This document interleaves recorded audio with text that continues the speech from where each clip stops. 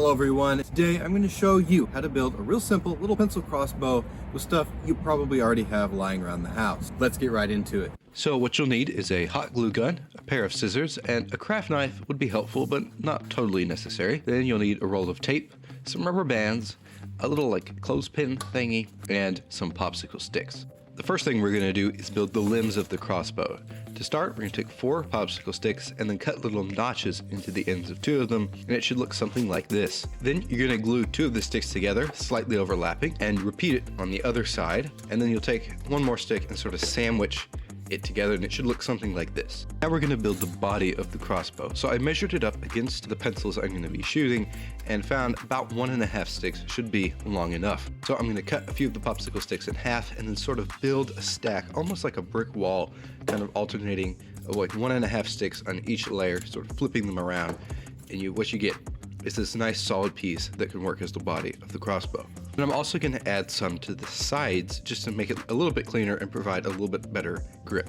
The next thing I'm going to do is make the end nice and flat so that we get a good sort of gluing surface, and then take a big old bead of hot glue and we can glue the body to the limbs of the crossbow. It should hold on pretty well now, but I'm going to add just 1 popsicle stick on the bottom with a little bit more glue just to make sure it doesn't go anywhere. Next, we're going to add the clothespin. This will be like the trigger mechanism, so just put a bead of hot glue all along it and glue it to the back of the body like so.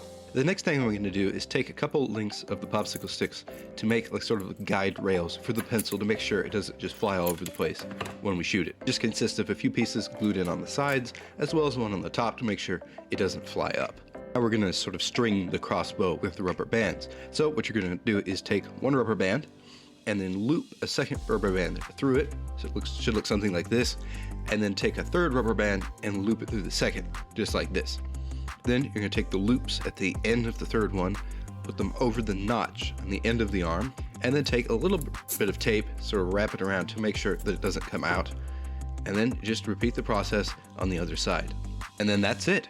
All you have to do to load it is pull the rubber band back and sort of clip it in the clothespin. Then put in the pencil, making sure it goes through the guide rail, and kind of rest the end of the pencil sort of in the divot of the clothespin. If it's resting flat against the body of the crossbow, the string might go over it.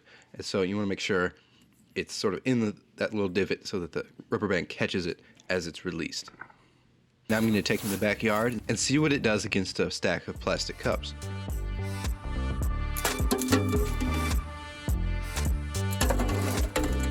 Now, it isn't the most accurate or powerful thing on the planet, but it's a lot of fun, it's pretty easy to make, and it only takes a few seconds to reload.